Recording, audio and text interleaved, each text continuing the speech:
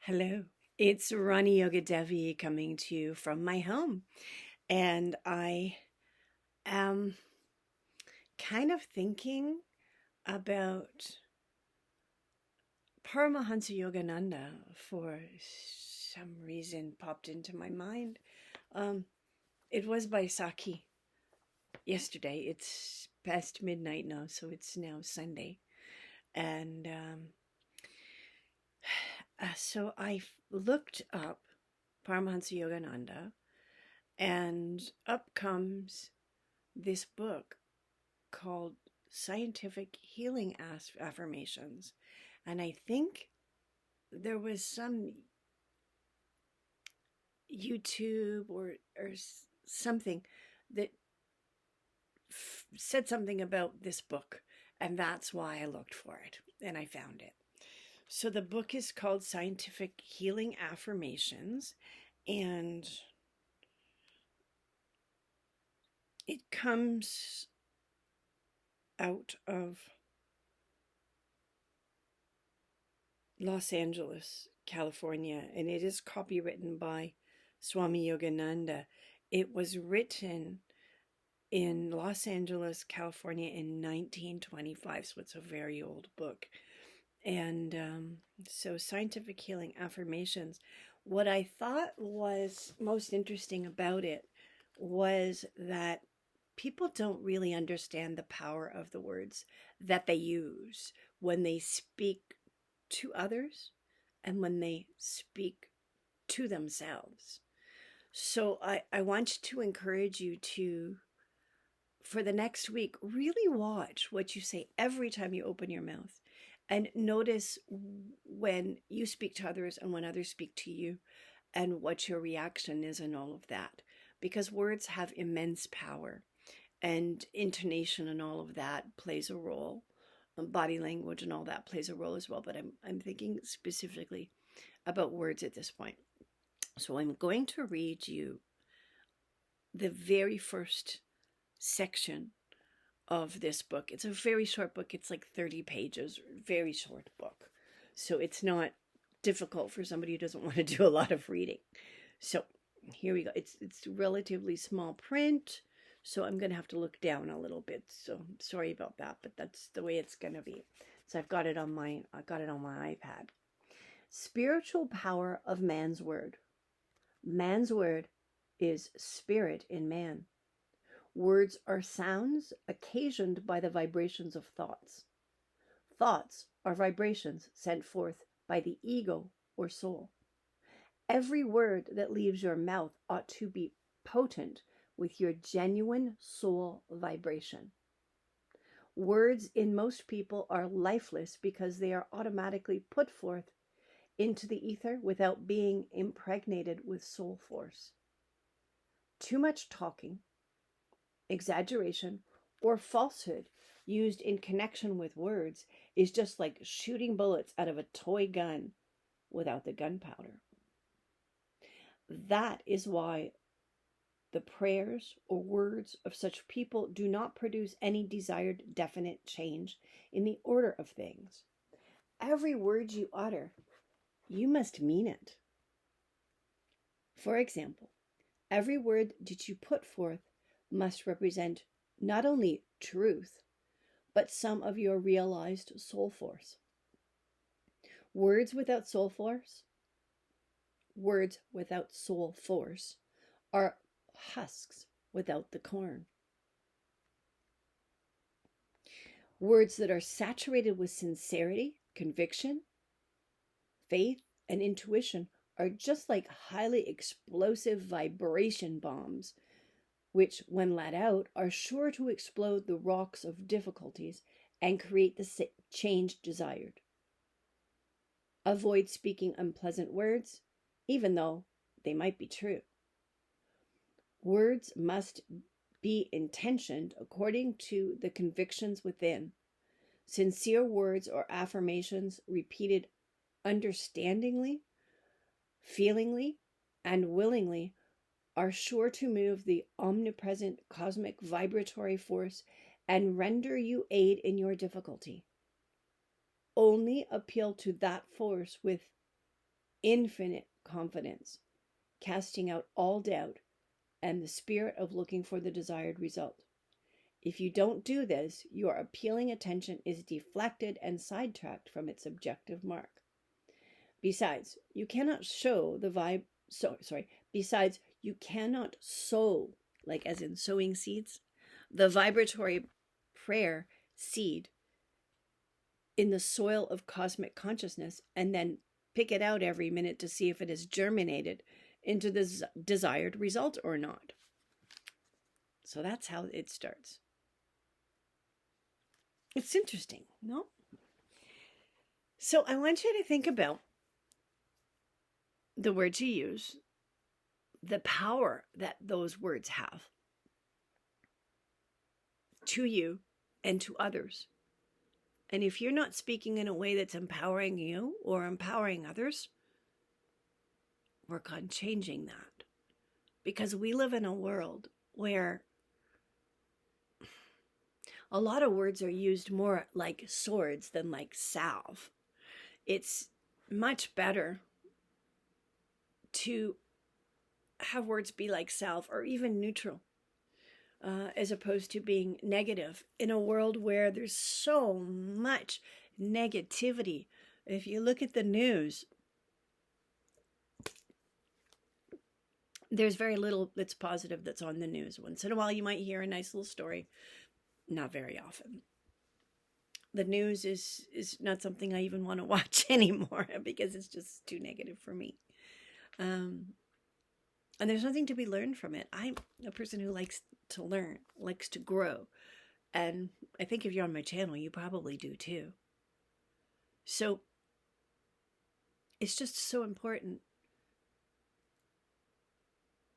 to pick up positive vibrations and to do as much as you can to keep in a positive vibration. Because if you go on the internet and you go on Instagram or you go on Facebook or whatever, there's tons of things that are not positive. We live in a world full of so much negativity, that it's just so important to take care of your mind and to keep your head in a good place, because what's happening in the world right now is very transitional. You've got war going on in Palestine. You've got war going on in the Ukraine. You've got some wars going on in Africa. You've got the world going backwards. Yes, that's what I said. The world is going backwards. I am nearly in my 60s. I got 2 years to go. Not even 2 years. A year and a bit before I'm 60. And what I've seen in my lifetime would just blow the average person's mind. Because I've done so many interesting things. I came from a small town, went to a big city, and in that big city was a GTA. So when I worked, I went to 9 different places every week in the course of my work. So it was almost like I was living in 9 different communities. Teaching in those areas, getting to know about the people in those areas, ethnic differences, languages that I would learn a little bit of, and all of that sort of thing. And each area had its own little flavor and upsides, downsides, that sort of thing. And it's not like that anymore. I mean, the people are still there, the cultures are still there, but people don't travel around the city in the way that they did. They go to work and back, and they might go to an event here and there, but people don't mingle around and just say, hey, let's go to this district and do this. They just don't go to an ethnic area anymore, in the way that I did and my friends did, and some of my friends still do, but in the city. For instance, I used to love to go for Turkish food in a Turkish neighborhood. No, not all, and now that there's Turkish places that are coming into the Danforth area. There's a few Turkish restaurants there now that there never were before. You used to have to go way north to go to a Turkish restaurant. I lived really close to a lot of Indian restaurants. I could walk to Little India.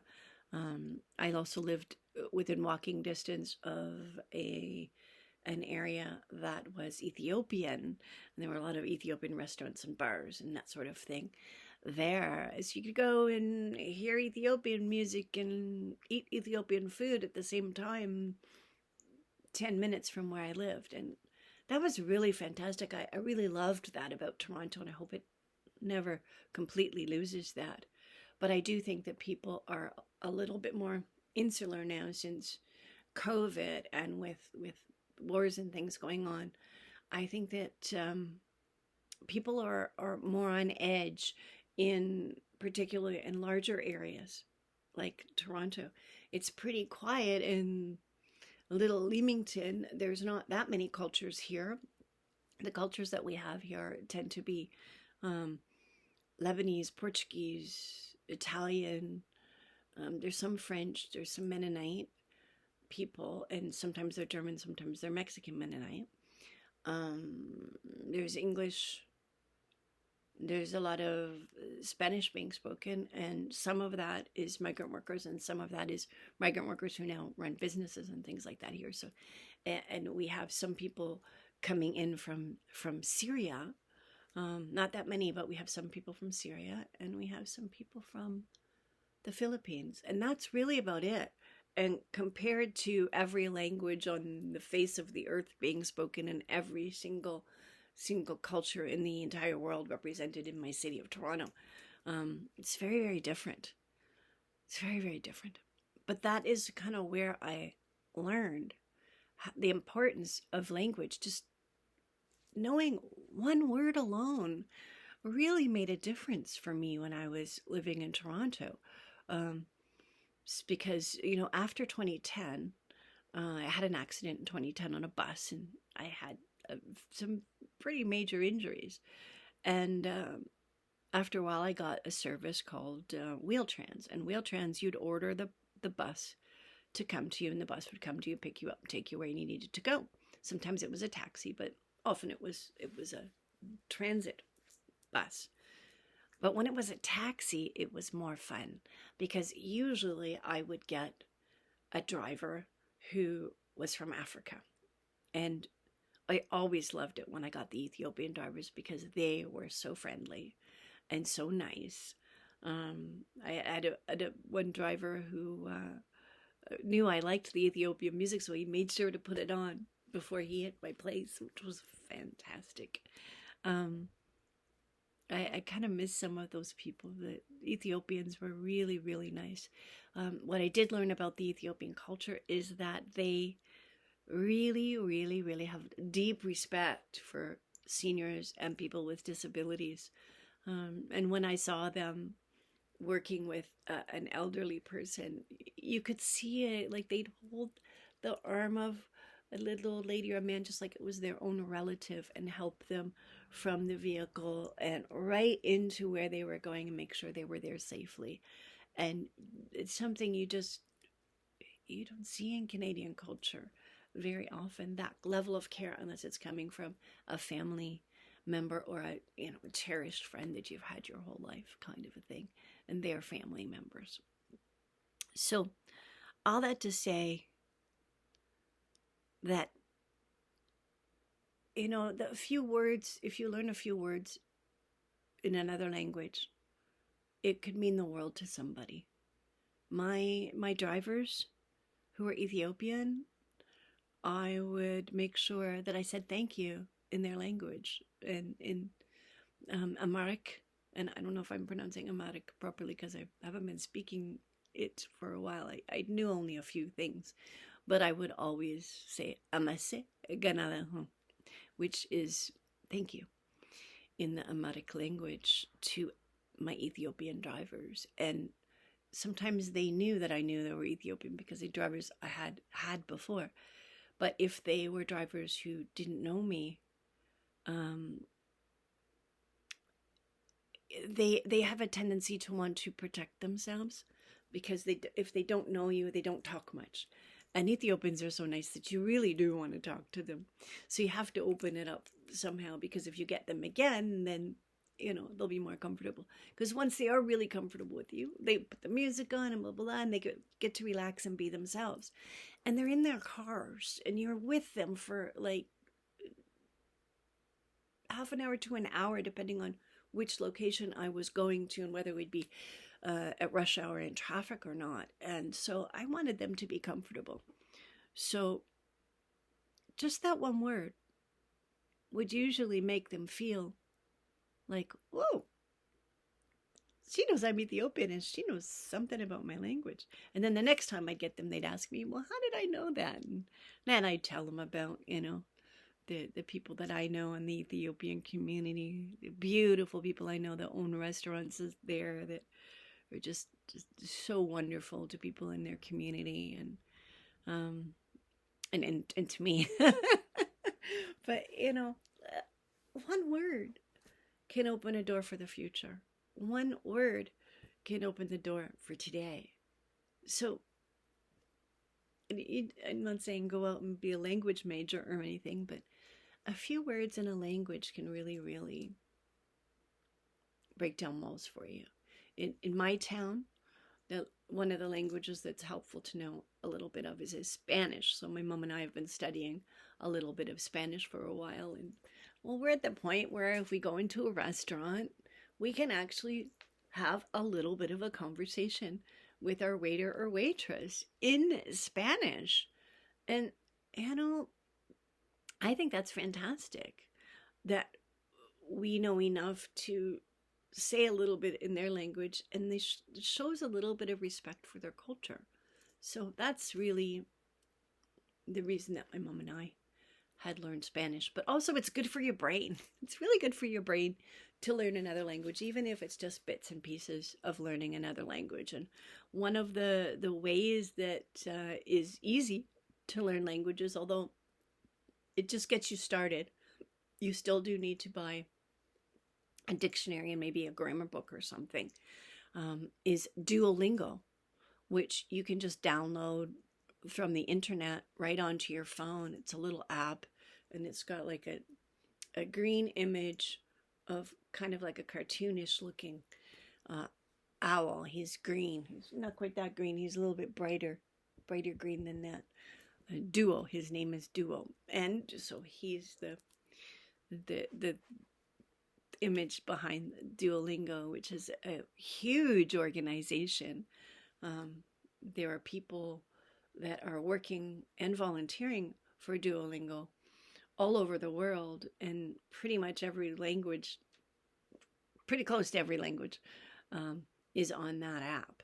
So if you're looking to learn any language, download Duolingo. It's free. And you can just pick and choose what language you might want to learn. And there you go. I learned a lot of Hindi on it. I learned a lot of Spanish on it. I learned a lot of French on it. I learned some Arabic on it.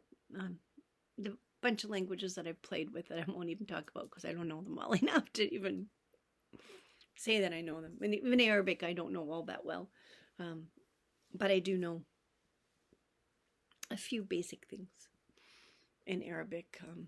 But I did know a little bit of Arabic from my belly dancing days, because we would study the songs that we were singing. We'd have musicians come in and play everything for us, and we'd learn the rhythms and the beats and where they came from and the history and all that, and we'd learn the words, and we'd learn the intonation and all the feeling that has to be there, because it isn't our language and it isn't our culture, so we'd have to learn about the culture. And anything that helps you to learn about another culture helps you to learn a little bit more about your own self and your own culture.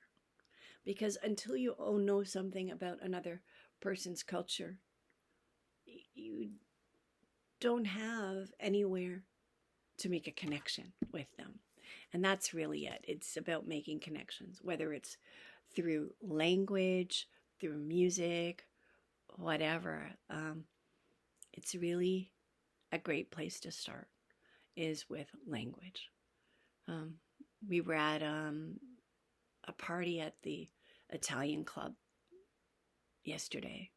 And there was a lady who I believe she just turned 93 or something like that.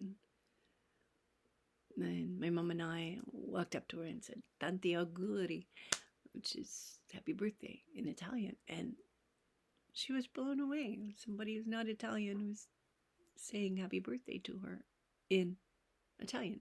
The lady knew us, but we don't get to speak to her very often. We know her daughter more than we know her, because she did business with us for a number of years. It was a client of my dad's.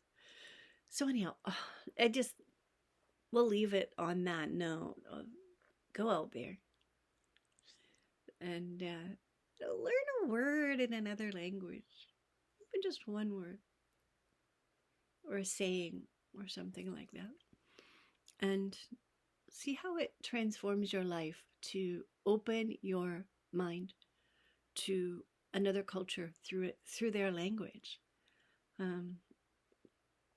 It's an important thing to do in this day and age. Every culture needs to feel that they're understood. Every person needs to feel that they're understood through the lens of their culture, through the lens of their religion, through the lens of what they do for a living, through the lens of everything. Because every little thing that makes you who you are is something you might not even think about, like color of your skin, the color of your hair, whether you wear glasses or not. Do you see a chiropractor? Do you not see a chiropractor? How do you dress? How do your friends dress? Do you go to church? Do you go to synagogue? Do you go to mosque? Do you do these things? And